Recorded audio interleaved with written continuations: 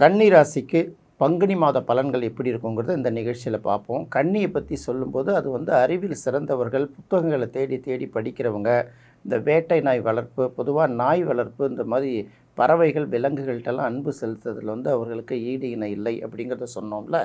இதையும் தாண்டி என்ன நினைப்பாங்கன்னா, அவங்க படிச்சுக்கிட்ட தெரிஞ்சுக்கிட்ட ஒரு விஷயத்தை வந்து மற்றவர்களுக்கு சொல்லிக் கொடுக்கணும் அப்படின்னு ரொம்ப ஆர்வப்படுவாங்க. அவர்கள் வந்து இப்போ எழுத்துலேயும் சரி, பேச்சிலையும் சரி, படிக்கிறவர்களுக்கும் அதை வந்து கேட்பவர்களுக்கும் பார்த்திங்கன்னா ரொம்ப இனிமையாக இருக்குங்கிறதுனால அவங்களுடைய அறிவுக்கு அவ்வளோ மிகுந்த முக்கியத்துவம் உண்டு. இப்போதைக்கு ஏற்கனவே 10ஆம் இடத்துல இருந்த குரு வந்து வக்ர நிவர்த்தியாகி இருக்கிறதுனால, அதுபோல் தன்னோட படித்த தான் கேள்விப்பட்ட விஷயங்களை வந்து மற்றவர்களுக்கு பயனுள்ள வகையில் சொல்வதற்கான ஒரு வாய்ப்பு இந்த மாதத்தில் வந்து கன்னி ராசிக்காரர்களுக்கு உருவாகுங்கிறத முதல்ல தெரிஞ்சுக்கலாம். ஏதாவது ஒரே வார்த்தையில் சொல்லணும்னா, இவர்களோட அறிவும் திறமையும் மற்றவர்களுக்கு வெளிச்சம் போட்டு காட்டக்கூடுவதற்கான ஒரு வாய்ப்பை இந்த மாதம் உருவாக்கி கொடுக்கும். இப்போ கன்னி ராசி அப்படின்னு வரும்போதே ராசிநாதனான புதன், இந்த ராசிநாதனான புதன் வந்து 6ஆம் இடத்தில் வக்கரமாகி இருக்குது. அந்த 6ஆம் இடத்துல வக்கரமாகி இருக்கிறது. அதுக்கப்புறம் பார்த்திங்கன்னா இந்த மார்ச் 21ஆம் தேதி தான் வந்து பார்த்திங்கன்னா இந்த வக்கர நிவர்த்தி அடையுது. அது வரைக்கும் பார்த்திங்கன்னா இவர்களால் எந்த முடிவும் எடுக்க முடியாத ஒரு குழப்பமான சூழ்நிலையில் இருப்பாங்க. கூடுமான வரைக்கும் பார்த்திங்கன்னா வேலை செய்கிற இடங்களில் பார்க்கும்போது அவர்களுக்கு ஏதாவது ஒரு இந்த தொடர்பு வந்து மிஸ் ஆகிருக்கும். அதாவது ஒரு விஷயத்தை சொல்லி அடுத்தவர்களுக்கு தெரியப்படுத்தணும், அல்லது மெயில் அனுப்புறது, அல்லது ஒரு கம்யூனிகேஷன் பண்ணுறதுன்னு சொல்கிறாங்கல்ல. இந்த மாதிரி ஒரு விஷயங்களை வந்து இவர்கள் மறந்துட்டாங்களா, இல்லை இவர்கள் அனுப்பின ஒரு தகவல் வந்து அவர்கள் வந்து பார்க்கறதுக்கு மறந்துட்டாங்களாங்கிற மாதிரி ஏதாவது கம்யூனிகேஷன் சம்மந்தப்பட்ட ஒரு பிரச்சனையை சந்திக்கிற மாதிரி இந்த மாதம் இருக்கும். இருந்தாலும் வந்து பிற்காலத்தில் அது மாறிடுங்கிறதுனால அந்த நேரம் வந்து தேவையில்லாமல் மனசை வந்து சில உறுத்தல்கள் வந்து நம்மளை வந்து ஆக்கிரமிக்குங்கிறத மட்டும் தெரிஞ்சுக்கோங்க. இப்போ பார்க்கும்போது கன்னி ராசிக்கு 6ஆம் இடத்துல வந்து புதன் வக்கரமாகி இருக்குது. கூடவே பார்த்திங்கன்னா அதற்கு பகை கிரகமான செவ்வாயும் இருக்கிறதுனால எக்ஸாம் அந்த மாதிரி சில விஷயங்களுக்கு படிக்கும்போது இந்த படிக்கணுங்கிற எண்ணமே மனதுக்குள்ளே அதிகமாக உதிக்காது. அதையும் மீறி வேறு வழி இல்லாமல் படிக்க ஆரம்பித்தோம் பல பேருக்கு பார்த்திங்கன்னா மனசுக்குள்ளே பதியாது. இது எல்லாமே பார்த்திங்கன்னா இந்த மாதம் 21ஆம் தேதி வரைக்கும் இருக்கும். அதுக்கப்புறம் மாறிடும்னா கூட ஏன்னா கொஞ்சம் கவனமாக தான் இருக்கணும். செவ்வாய் வந்து மீனத்துக்கு போகிற வரைக்கும், அதாவது புதன் வந்து 21ஆம் தேதி வக்கர நிவர்த்தி ஆயிடுறாருங்கிறது ஒரு பக்கம் இருந்தால் கூட செவ்வாய் வந்து அந்த இடத்த கடந்துட்டு போகிறதுக்கு முன்னாடி வரைக்கும் கொஞ்சம் அந்த தடுமாற்றம் இருக்க தான் செய்யுங்கிறதுனால இதை மனசில் வச்சுட்டு யாருக்கும் ப்ரெஷர் கொடுக்காம முடிஞ்ச அளவுக்கு புரிஞ்சுக்கிட்டு படிக்கணுமோ அந்த அளவுக்கு புரிஞ்சுக்கிட்டு படித்தால் போதுமானது. அதே போல் பாடம் நடத்தும் ஆசிரியர்களும் பார்த்திங்கன்னா மாணவர்களுக்கு ப்ரிப்பேர் பண்ணிட்டு போனதை வந்து பாதி மறந்துடுவாங்க. இந்த செவ்வாயும் புதனும் சேர்ந்த சேர்க்கைங்கிறது இந்த மாதிரி சில பல்வேறு நெருக்கடிகளை கண்டிப்பாக கொடுக்கும். கூடவே பார்த்திங்கன்னா ராகுவும் இருக்கிறதுனால சில நேரங்களில் நம்ம வந்து நினச்சி பார்க்க முடியாத அளவுக்கு சில விஷயங்களை ப்ரெசன்ட் பண்ணுற அளவுக்கான ஒரு வாய்ப்பையும் கொடுக்கும். இது படிப்பில் மட்டும்தானா அப்படின்னு பார்க்குறத விட வேலை செய்யக்கூடிய இடத்துலையும் பார்த்திங்கன்னா ஒரு டென்ஷனை க்ரியேட் பண்ணிக்கிட்டு தான் இருக்கும்.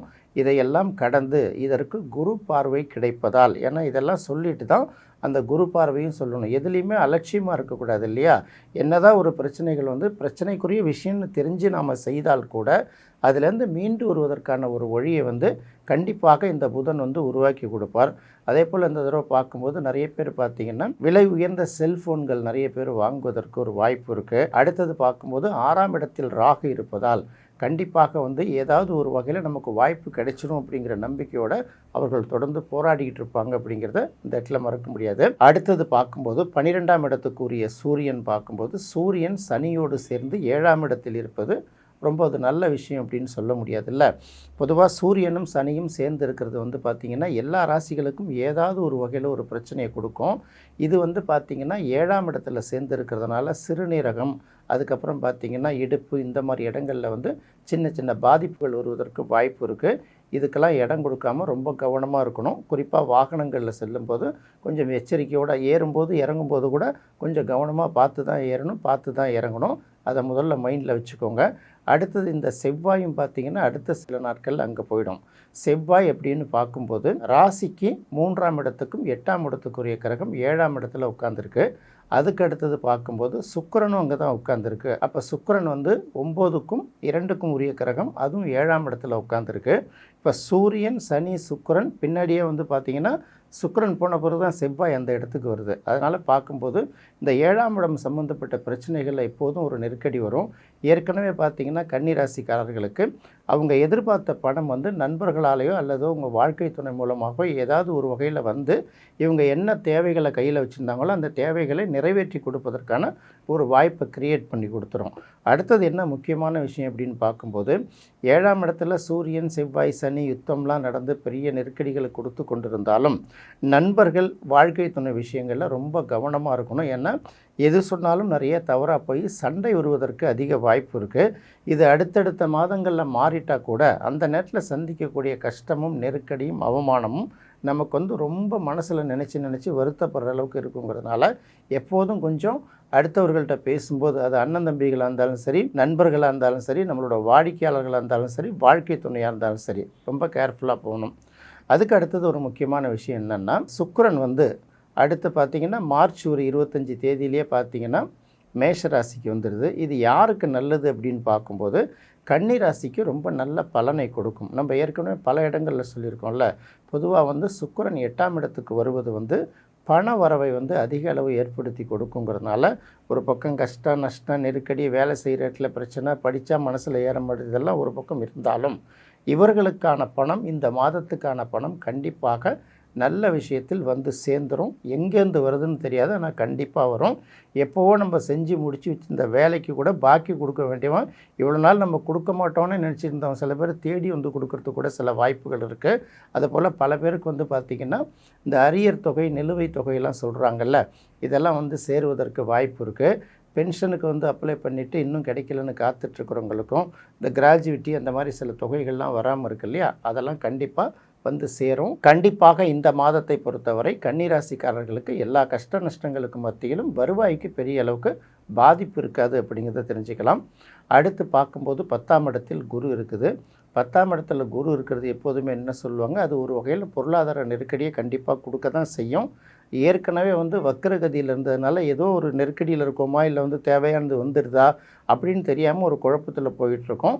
சுக்கிரன் என்ன தான் வருவாய் கொடுத்தா கூட சரி, இந்த குரு வந்து அதுக்கு தகுந்த மாதிரி செலவையும் கூடுதலாக கூட்டி கொடுப்பார் அப்படிங்கிறத நம்ம மறந்துடக்கூடாது.